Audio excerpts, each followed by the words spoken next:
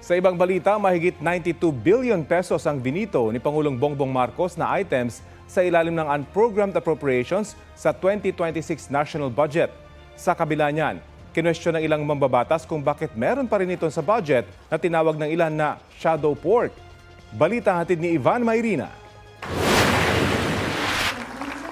Binito ng Pangulo ang 7 items sa ilalim ng unprogrammed appropriations na mahigit 92 billion pesos ang halaga.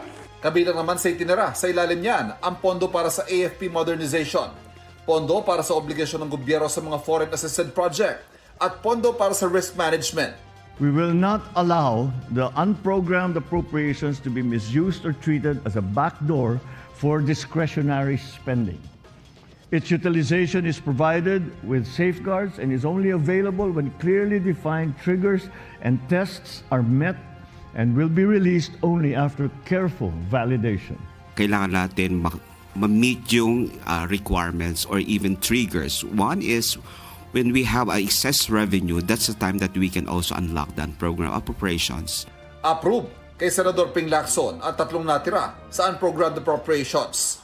Pero si ACT Teachers Party List Representative Antonio Tino naniniwalang posible pa rin ang katiwalian hanggat may natitirang unprogrammed appropriations. Tinawag naman niyang shadow pork ni ML Party List Representative Laila de Lima. Ngayon pa lang, balak na yung questionin ni Caloocan 2nd District Representative Edgar Erice sa Korte Suprema. Ang aking position, all unprogrammed funds in any form are unconstitutional. We're already drafting the petition. Mahalaga din na matuldukan na ito, na ma-define na talaga ng Korte Suprema kung talaga bang ang ganitong uri ng pagbabudget na walang katapat na source of financing ay labag sa ating konstitusyon. Pero nanindigan si Senate President Tito Soto na isa ang 2026 budget sa pinakamalinis sa budget na napirmahan. Tinawag naman itong People's Budget ni House Speaker Bogie D. Pinakamalaking bahagi ng budget ay napunta sa sektor ng edukasyon. Kabilang sa 1.345 trillion peso budget ito, ang pag-hire ng mas maraming guro at non-teaching personnel at pagpapatayo ng halos 25,000 na classroom. Pinakamalaking health budget naman sa kasaysayan ng bansa, ang 448 billion pesos para sa taong ito. Pasok na dyan ang 60 billion na pinapasauli ng Korte Suprema. 297 billion pesos naman ang inilaan para sa agrikultura at kasama na dyan ang pondo para sa farm-to-market roads na dating nasa ilalim ng Department of Public Works and Highways. 270 billion pesos naman ang pondo para sa social services, kabilang ang para sa mga ayuda. Ang ilan sa mga yan tulad ng AIX, MyFIP at TUPAD, nagagamit umano sa vote buying at pamumulitika ayon sa ilang mambabatas ng Makabayan Bloc.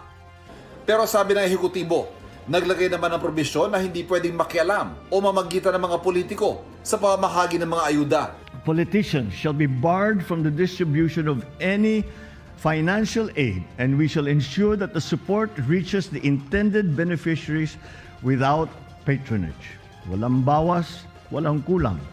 So susundan natin yung guidelines na yan under the General Appropriations Act of 2026. Wala yan dati. So ngayon nandiyan yan. Malaking bagay ang paghihigpit sa paggastos sa gobyerno sa pagbagal ng paglago ng ekonomiya noong nakaraang taon. Ibinaba na ng Department of Economy, Planning and Development o DepDev ang mga growth targets ng bansa.